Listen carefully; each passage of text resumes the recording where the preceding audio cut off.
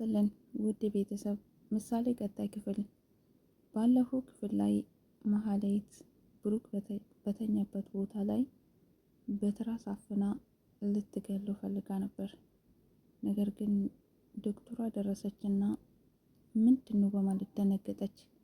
እሷም ግጣ ምንም ነገር እንዳታንፍሺ እንዳትናገሪ በማለት ለዶክተሯ ጥንቃቄ ሰጥታ ሾልካ ወጣች። ቅድስትም እየሮጠች ስትመጣ የሆነ ነገር ዶክተሮች አሉ። ነገር ግን ዶክተር በማለት ሌሎቹን ጠርታ ዶክተሮቹ ተረባርበው ብሩክ ወደ ራሱ እንዲመለስ አድርጎታል። ትንፋሽ እንዲያገኝ አድርገዋለሁ።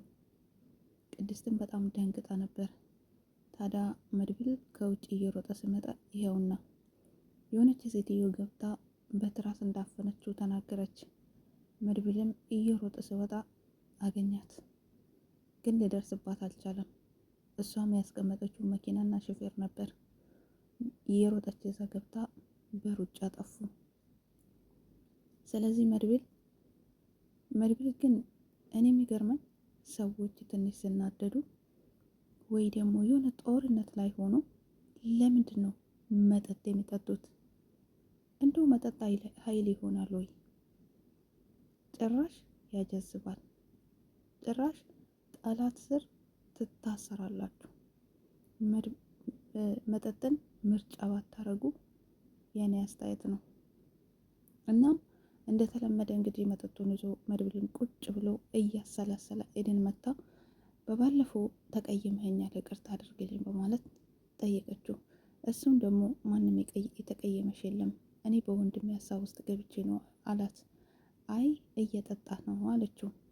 አይ መሀሌት በድጋሚ ወንድሜን ለመግደል ሆስፒታል ድረስ መታለች በማለት እሱም ተናግሯል።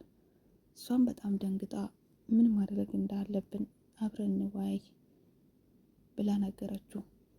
እሱም ለጊዜው ብቻዬን መሆን እፈልጋለሁ በማለት ኤደንን አስወጥቷታል።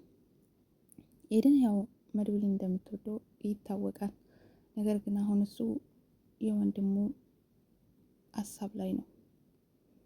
ግን ደግሞ መሀሌትን መላክ አላላት። መሀሌትን ወይ ካላስወገዳት መድብል መቼም ቢሆን አርፎ አይተኛም። ብሩክም ሰላም አያገኝም። እሱ ይቅርታ ጠይቃለች ማለት ወደ ራሷ ተመልሳለች፣ ይቅርታ አድርጉላት እያለ ቤት ይዞ እየተመላለሰ መጨረሻ ላይ ይሄ ወንድሙ ጉድ አደረገችው። ስለዚህ አሁንም ቢሆን ከካሌብ ጋር እየተመካከረች ካሌብም ሂጂና ጨርሺ የመድብል ወንድም እያላት እሷም ደግሞ አደርጋለሁ በማለት እየተመላለሰች እየጎዳቻቸው ነው። ወደፊት ምሳሌንም መውሰድ አይቀርም፣ ቅድስትንም መጉዳት አይቀርም። ምናልባት ጠብቀው ጠንከር ካላለ በስተቀር ብሩክንም ተመላለሳ ለመጨረስ ወደ ኋላ አትልም። ስለዚህ መሀሌት ማረፍ አለባት። መሀሌትን መድብል ወይ ማሰር አለበት ወይ ደግሞ አግቶ የሆነ ቦታ ሊያስቀምጣት ይገባል። ካልተቀጣች ካልተገረፈች መሀሌት ወደ ራሷ አትመለስም። ስለዚህ የአለቃቸው ወንድምም እንግዲህ እሱም አንድ ከገጠር የመጣ በጣም ውድ ዋጋ የሚያወጣ ጋ ይዞ እሱም ተቀምጦ እነ ካሌብ እንደቀሙት ነው። ምክንያቱም እነሱ ያው የታወቀ ነው የሰው ልጅን ልጃገረዶችን እንዲሁም ደግሞ የሰው ነፍስ የሰው ንብረት በብዛት የሚዘርፉትና ህይወት የሚያጠፉ እነሱ ናቸው።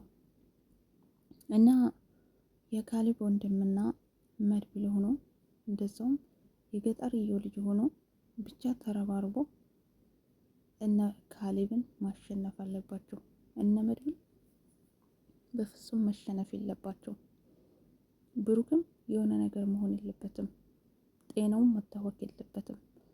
ብቻ ወር የሚቆይ 2 ወር የሚፈጅ የፈጀውን ፈጅተው ታክሞ ወደ ድሮ ማንነቱ መመለስ አለበት ብሩክ፣ እንደኔ ማለት ነው። ቅድስት እና ብሩክም እንደገና ተጋብተው ደስታቸውን መጣጣም አለባቸው። ምሳሌም አባቷን እንደ ድሮ ተመልሳ ማየት አለባት። ከልጁ ጋር ስቆ መጫወትና ማውራት አለበት ብሩክ። ምናልባት መድኃኒቱ ያደነዝዛል ወይ ደግሞ አካላት ጎዶሎ ያደርጋል ወይ ደግሞ ብቻ የሆነ ነገር ያደርጋል። በጣም ኃይለኛ መድኃኒት ነው እያሉ ነው። እንደዛ መሆን የለበትም ብዬ አስባለሁ። ብቻ ብሩክ በዛም በዚህም ታክሞ ወደ ራሱ መመለስ አለበት። መሀሌትም የራሷን ቅጣት ማግኘት አለበት። ካሌብም መሸነፍ አለበት። እስከ መቼ ድረስ ነው ሀብታም ወይ ደግሞ እኔ የበላይ ነኝ እያለ መቀጠል ያለበት? የነዛ የልጃገረዶቹ የነዛ የገጠር ልጆች ህይወትስ እስከ መቼ ድረስ እንደዚህ ይጫወታሉ? እነሱም ደግሞ ከኛ በላይ ሰው የለም፣ ከኛ በላይ የሚቆጣጠር የለም ብሎ ይሉ የለ። ለነሱም ከነሱ በላይም ጉልበት እንዳለና ሰው እንዳለ እነሱም እንደሚሸነፉ ማወቅ አለባቸው። እና እነ መድብል እነሱን መድብል እያንዳንዱ ሰዎችን ዋጋ ያስከፈሉትን የሰው ልጅ ላይ የተጫወቱትን የሰው ንብረት የቀሙትን ሰዎች እያንዳንዱ ዋጋቸውን እንዲያገኙና ለህግ እንዲቀርቡ ይፈልጋል መድብል። መጨረሻም ታዲያ መድብል ማሸነፍ አለበት። ካሌብንም አሳልፎ ለህግ መስጠት አለበት። እነዛ የታሰሩ ወይም ደግሞ የታፈኑ ህፃናቶችም መለቀቅ አለባቸው። ገና ከእንግዲህ የሚያዙም ለመያዝ የሚፈልጉ እንዲሁም ደግሞ ብዙ ጥፋት ሳይኖርባቸው ጥፋት እንዳለባቸው ተደርጎ ለመቀጣት የተዘጋጁ ሰዎችም አሉ። እነሱም ከዚህ ማምለጥ አለባቸው። ፍትህ ማግኘት አለባቸው። እናም ታዲያ እነ ብሩክ መሸነፍ ሳይሆን እነ ካሌብ ተሸንፎ ልክ እንደ ዝና ማንም የሚያሸንፈው አይመስልም ነበር። ማንም እሱን ምነካ አይመስለውም ነበር። ነገር ግን ዞሮ ዞሮ ከሱ በላይም ሰው እንዳለና ህግ እንዳለ እስከ መታሰር ድረስ ደርሷል ዝና። አሁን ይሙት ይኑር ባይታወቅም ዝና ራሱ መሞት የለበትም ነበር። አሁንም ላይሞት ይችላል። ከመድብል አስቀምጦት ሊሆን ይችላል ሙዚየም ቦታ አድርጎ ማለት ነው። ትንሽ ቆይቶ ብቅ ያደርጋል ብዬ አስባለሁ። ለማንኛውም እንግዲህ ብሩኬ ትንሽ ትንፋሽ አለው። ምሳሌ በስተመጨረሻም ቅድስት ቤት ሄዳ ቤት እንድታይ ዳጣ ተቀይራ ልካት ነበር። ቅድስቴ ግን ቤት ደርሳ ቤት ልብሷንም ሳትቀይር እንደዛው እንዳዘነች ልቧ እንደተሰበረ ቤት ደርሳ መታለች። ለምንድነው ልብስሽን ያልቀየርሽው ብላ ብትጠይቃት አይ እንደዚህ መሆኑ ፈልጋለሁ ብላለች። ምክንያቱም በዚህን ሰዓት እሷ ስለ ብሩክ እንጂ ስለ ልብስ አታስብም። ምሳሌን ይዛት መታለች። ምሳሌም በጣም አዝናለች። ልቧም ተሰብሯል። ምክንያቱም አባቷ ያተጫዋትን የምጫወትና የሚያስደስታት አባት ተኝቷል። እናም አባዬ ጋር ሊቆይ በማለት ብትጠይቃቸው ቅድስት ስመሸኔ ለእናንተ አላስብም፣ ስለዚህ በጊዜ ግቡ አታስቸግሪ ብላ አባብላ ወደ ቤት እየላከቻት በር ላይ ደርሳ ምሳሌ እባክሽን 2 ደቂቃ ስጡኝ አባቴ ስሜ ልምጣ በማለት ተመልሳለች። ታዲያ ቅድስትም ዝም አለቻት። አባቷ ጋር ሄዳም ስማ እጁን ይዛ እያየች ብሩክም ታዲያ ተንቀሳቅሶ የምሳሌን እጅ ይዘዋል። ደንግጣ ጮኸች። ብሩኬ ወደ ራሱ የተመለሰ ነው የነቃ ይመስላል። ለማንኛውም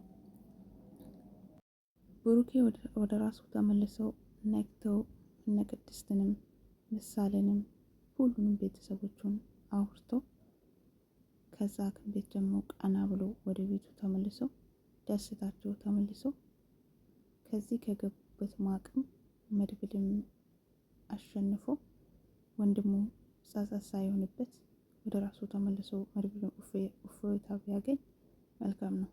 ቀጣይ ብሩክን ያውቃል ወይስ አብረን የምናይ ይሆናል? ውድ ቤተሰቦቼ መልካም ቆይታ ይሆንላችሁ። ቪዲዮን ከወደዳችሁ ላይክ አድርጉ፣ እንዲሁም ደግሞ ሰብ አድርጉ። ቤተሰቡ ሁኑ። መልካም ቆይታ ይሆንላችሁ። እወዳችኋለሁ። ባይ ባይ።